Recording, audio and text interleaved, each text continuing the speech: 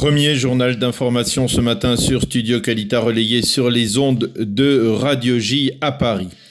La justice russe a condamné vendredi à 7 années et demie de prison une jeune israélienne de 26 ans, Nahama Issachar, qui possède aussi la nationalité américaine, pour avoir été arrêtée lors d'un transit à l'aéroport de Moscou il y a 6 mois alors qu'elle détenait dans son sac 9,5 grammes de hashish. Il s'agit là d'une condamnation d'une gravité sans précédent dans un tel cas de figure. Et côté israélien, on affirme que la jeune fille, qui n'a pas de casier judiciaire et qui est considérée comme très normative, s'est retrouvée bien malgré elle au cœur d'une affaire diplomatique sérieuse entre Israël, les États-Unis et la Russie. Preuve en est, le Premier ministre Binyamin Netanyahou a affirmé hier soir qu'il s'était impliqué personnellement dans cette affaire et en avait parlé avec Vladimir Poutine lors de leur dernière rencontre à Sotchi, quelques jours avant les élections législatives israéliennes.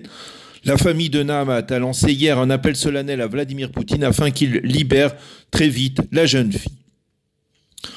Donald Trump a réagi à nouveau à l'opération militaire turque contre les Kurdes dans le nord de la Syrie. Le président américain a affirmé hier que les Kurdes devaient vivre dans leurs frontières, mais qu'il ne pensait pas que, je le cite, des soldats américains devaient rester en Syrie pendant encore 15 ans pour protéger la frontière avec la Turquie si les Kurdes ne sont pas capables de le faire eux-mêmes. Fin de citation.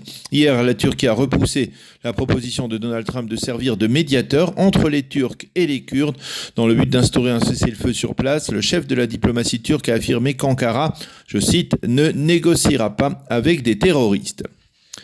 Des dizaines de tombes ont été profanées en fin de semaine dernière dans le cimetière britannique de Haïfa. Sur les tombes des soldats tombés durant la conquête de la Palestine en 1917, des inconnus ont badigeonné des croix gammées.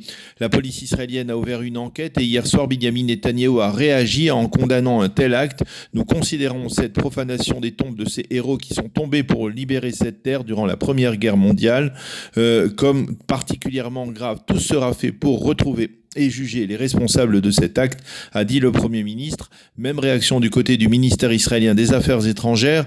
L'ambassadeur australien en Israël a qualifié cette profanation de terrible et a remercié les autorités israéliennes pour leur rapide condamnation. Violence toujours dans le secteur arabe israélien. Durant Shabbat, un arabe israélien de 21 ans a été assassiné par d'autres membres de cette communauté. Et hier soir, dans le village de Kafr Manda, dans le sud de la Galilée, des centaines d'arabes israéliens ont pris part à une vaste bagarre. Les participants se sont lancés mutuellement des pierres et lorsque les forces de police israéliennes sont arrivées sur place, elles ont lancé ces pierres dans leur direction. Un policier a été blessé légèrement et 12 arabes israéliens ont été arrêtés. La liste arabe unifiée a annoncé qu'elle avait réuni 40 signatures de députés afin de convoquer une séance extraordinaire de la Knesset pour débattre de ce fléau de la violence dans le secteur arabe israélien. Le leader de la liste arabe, Ayman Oudeh, a parlé d'état d'urgence. Ouverture hier soir du 35e Festival international du film de Haïfa qui se déroule traditionnellement durant la fête de Sukkot. Parmi les invités présents, le cinéaste Guy Native qui a remporté avec Skyne l'Oscar du court-métrage. Ceci étant, les préparatifs de la fête de Sukkot battent leur plein.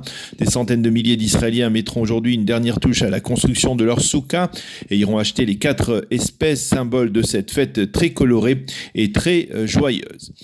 Joie également en Israël, dans le sport israélien, avec le gymnaste israélien Artiom Dolgofiat qui s'est distingué hier durant le Grand Prix d'Allemagne en remportant la médaille d'argent des exercices au sol à 1/10 de point derrière le vainqueur du concours. Dolgofiat, qui est monté en Israël à l'âge de 12 ans d'Ukraine, est considéré comme l'un des meilleurs espoirs israéliens de médailles olympiques aux Jeux de Tokyo.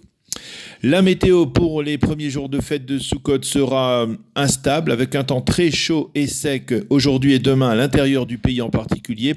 Demain, il fera donc encore même plus chaud qu'aujourd'hui, mais en après-midi, il faudra s'attendre à des orages dans l'est du pays.